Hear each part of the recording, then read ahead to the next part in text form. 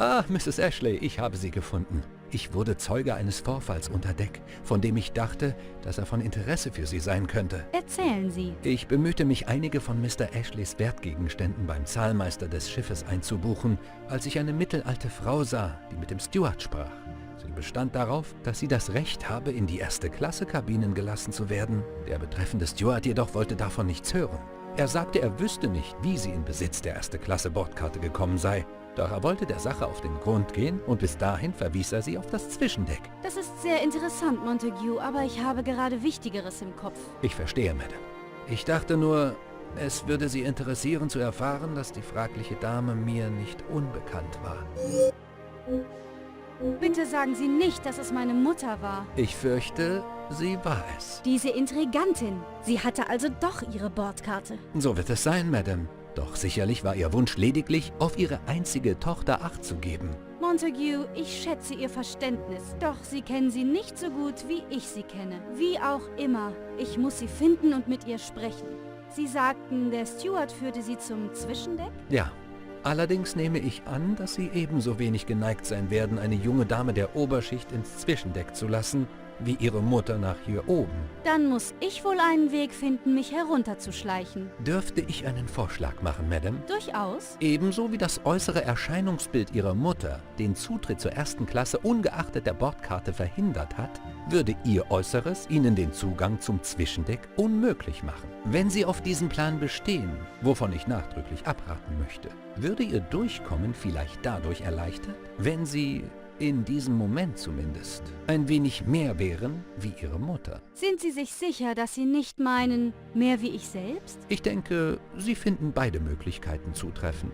Sie sind vielleicht nicht in die High Society geboren, doch für den zufälligen Beobachter machen Sie Ihre Sache sehr gut. Sehen Sie sich nur vor und nehmen Sie Ihre Vergangenheit an, mein liebes Kind. Danke. Ich denke darüber nach. Gern geschehen, wenn Sie mich nun entschuldigen würden. Okay, wir müssen ins Zwischendeck gehen. Wen ist doch? Mrs. Ashley, ich hoffe, Sie haben einen schönen Tag. So schön, wie ich nur wünschen kann. Danke. Oh, hallo. Verzeihen Sie meine Frechheit, aber geht es Ihnen gut? Sie wirken ein wenig nervös. Tut mir leid. Es gibt keinen Grund, Sie mit meinen Problemen zu belasten. Ich bin nur etwas überreizt. Wissen Sie, ich bin die Schiffskuratorin, Odette Duchamp. Wie nett, Sie zu treffen, Odette. Ich bin Margaret Ashley. Ich kenne Ihren Namen, Mrs. Ashley. Ich kenne das Spiel nicht, das Sie da spielen. Darf ich fragen, wie es heißt? Ich habe nicht die leiseste Ahnung. Dieser dumme Wahrsager Yannick sagte, wenn ich eine gute Vorhersage von ihm wollte, müsse ich zuerst seinen Geiststapel in 2 Chakra-Bereiche aufteilen. Geiststapel. Gewiss. Hat er erklärt, wie? Oh nein, das wäre zu einfach.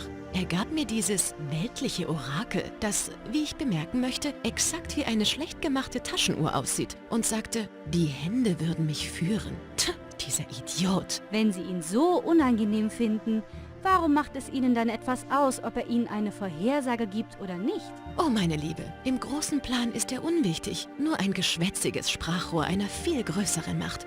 Doch seine Äußerungen sind verpflichtend. Ich möchte nicht gerne mit dem Mann das Dinner einnehmen, doch seine Worte sind unbezahlbar. Wenn Sie das sagen. Hätten Sie Lust, das zu versuchen? Ich schaffe weder Anfang noch Ende. Ja, in Ordnung.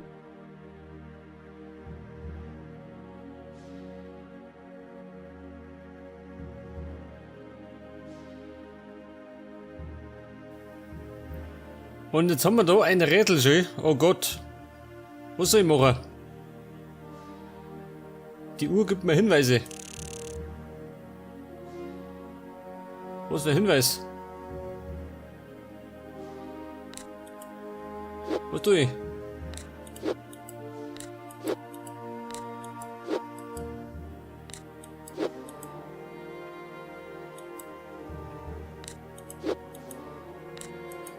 Jetzt haben wir gar nicht irgendwas ablegen, ha?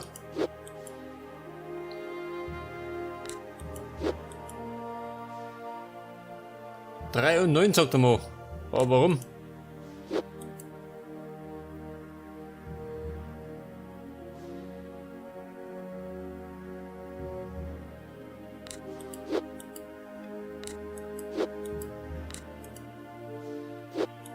Und da kann ich nichts drauflegen. Warum nicht? bin ich blöd?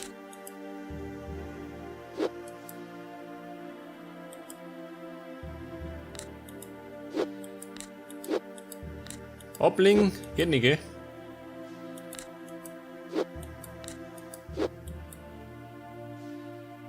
Sag mal.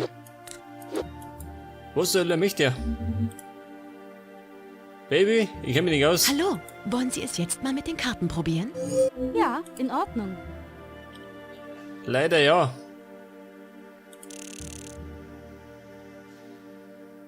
Jetzt sag doch mal 12 Jahre. Ja, da geht nix.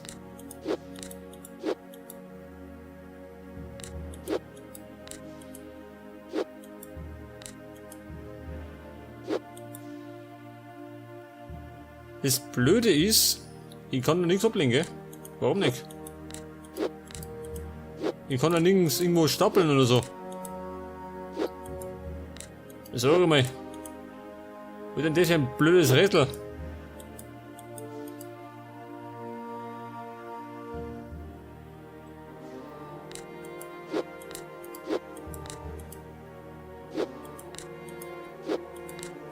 Ja gut, da geht rein noch gar nichts, gell? Ich hab keine Ahnung, was ich machen muss. Das heißt wahrscheinlich, ich muss das lösen, gell? Das müssen wir überspringen. Weil ich nicht kapier. Ja gut, hilft nicht. Lassen Sie mich einen kurzen Blick darauf werfen. Oh, Sie haben es geschafft. Vielen Dank. Im Nachhinein erscheint es so einfach. Ich sollte jetzt Janek suchen, was nicht schwierig sein dürfte. Er nennt sich selbst Medium. Doch ich würde sagen, er ist eher ein Maximum. Jederzeit, Odette. Viel Glück. Und das weckert. Auf jeden Fall habe ich dieses Spiel nicht kapiert, gell? Keine Ahnung, was der wollt. Was soll das sein? Ein Odette Teekuchen. hat ihren Teekuchen dagelassen. Ich bin sicher, es macht dir nichts aus, wenn ich ihn einer guten Verwendung zuführe. Ich habe nichts, womit ich den Zucker auffangen könnte. Er würde überall hinrieseln. Was Zucker? Wo du mit dem Zucker? Ich kenne den Code nicht. Oh Gott, da brauche ich einen Code. Erste Klasse Promenade. Erste Klasse Lounge.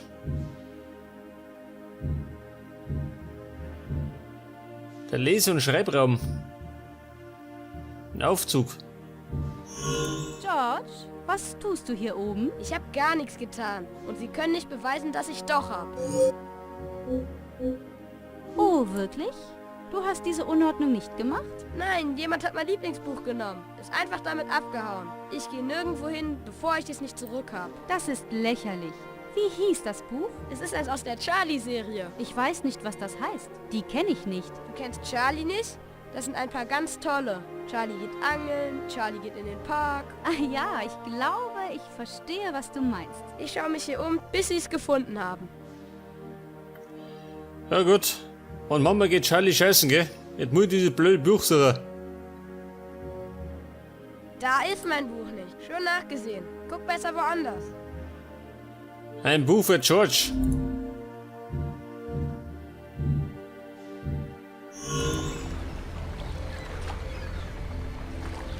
Möwen.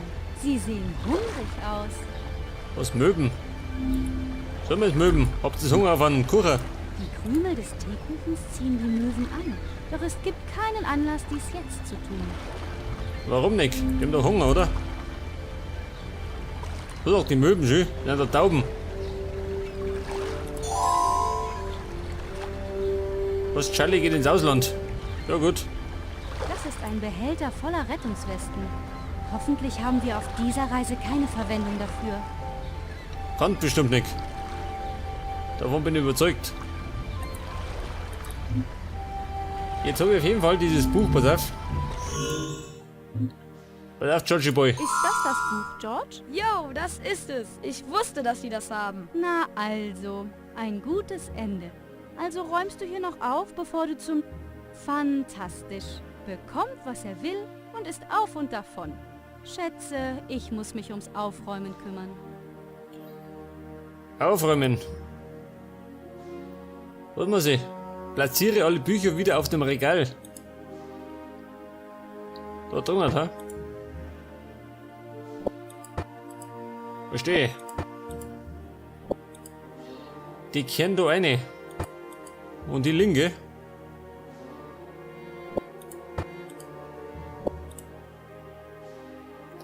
Allerdings müssen die auch noch eine. Oh Gott.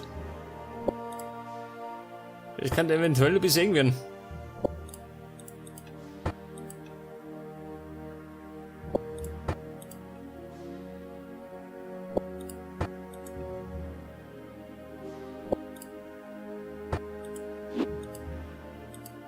So mal, passt es da her?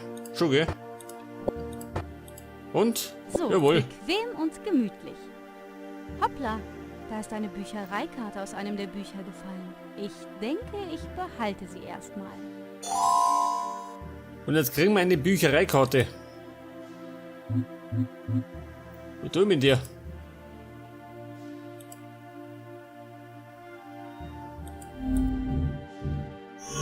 Wohin, Madame? F-Deck bitte. Wie bitte? F-Deck.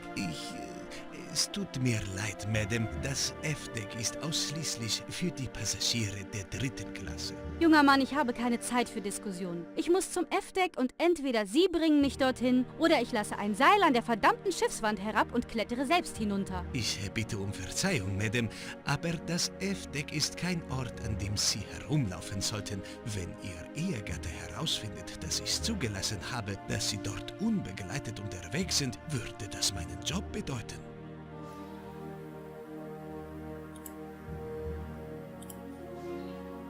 Ja, bald Merv. Lass mir nicht mit dem Aufzug fahren, gell? Ein Garderobenzettel. 2C.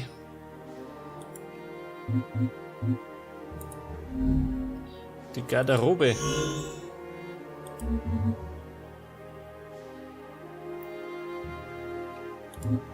Würden Sie mir bitte meinen Mantel bringen? Natürlich, Mrs. Ashley. Warten Sie bitte. Ich bin gleich zurück.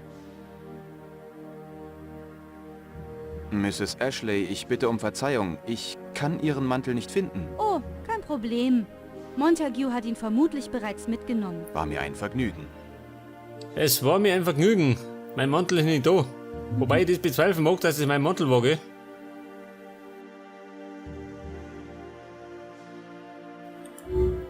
So, mal der Zucker. Ich muss das... Puderzucker. Da schau her. Was tue ich mit dem? Ich glaube...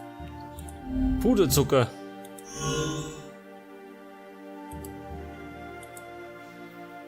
Darin bin ich eigentlich fertig, oder? So auf den ersten Blick. Da lässt er mich nicht rein.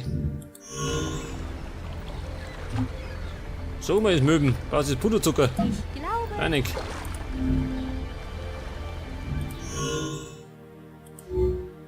Da brauche ich einen Code, gell? Ich glaube... So sollte ich herausfinden, welche Knöpfe gedrückt werden. Was sagt die? Das sollte ich nicht tun. Ich würde den Puderzucker wegwischen. Ach so, warte mal. Jetzt muss ich den Typen umschicken. Würden Sie mir bitte meinen Mantel bringen? Natürlich, Mrs. Ashley. Warten Sie bitte. Ich bin gleich zurück. Mrs. Ashley, ich bitte um Verzeihung. Ich kann Ihren Mantel nicht finden. Oh, kein Problem. Montague hat ihn vermutlich bereits mitgenommen. War mir ein Vergnügen. Und jetzt sehe ich normalerweise, wo er für Knöpfe gedruckt hat, gell? Sag das, die drei da. Es hat geklappt. Mal sehen, was solch eines aufwendigen Schutzes bedarf. Finde 10 versteckte Teile. Und zwar Damenbekleidung. Ein Hut. Ein Mantel, gell? No, Hut.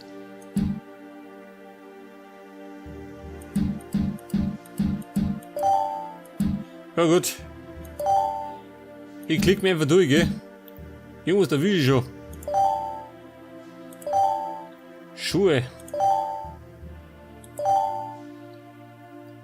Vorteil noch.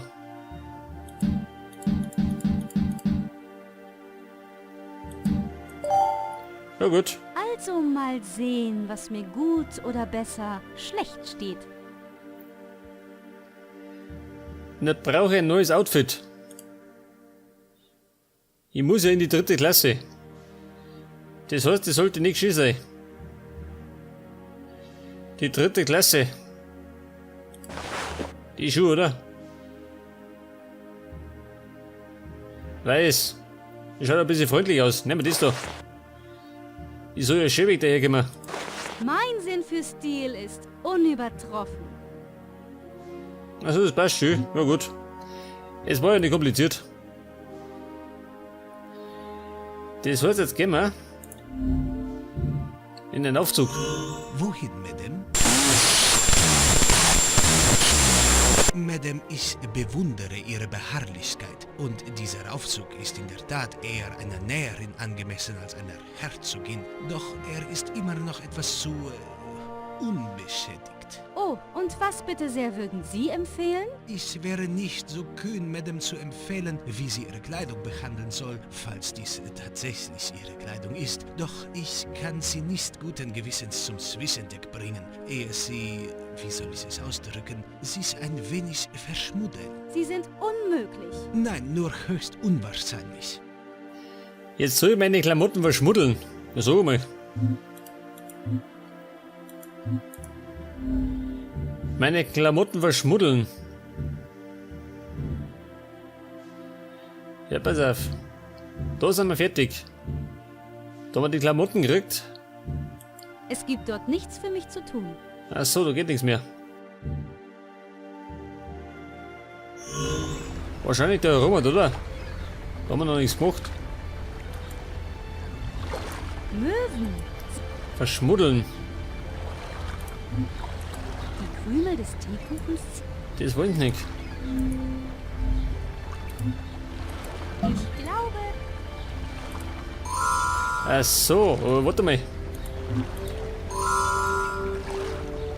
Jetzt werden wir wahrscheinlich meine Model da scheißen. Hey, Sie müssen gedacht haben, das ist ein totes Tier. Und genau danach sieht es jetzt aus. Ein ramponierter Aufzug. Oh Gott. Jetzt komm ich daher wie die letzte Sau. Wohin, Madame? F-Deck, bitte. Natürlich. Ich hoffe, Sie nehmen es mir nicht übel, Madame, doch dieser Mantel passt Ihnen nicht recht. Es sieht aus, als ob ein Bussard ihn fälschlich für Aas gehalten hat. Ja, selber.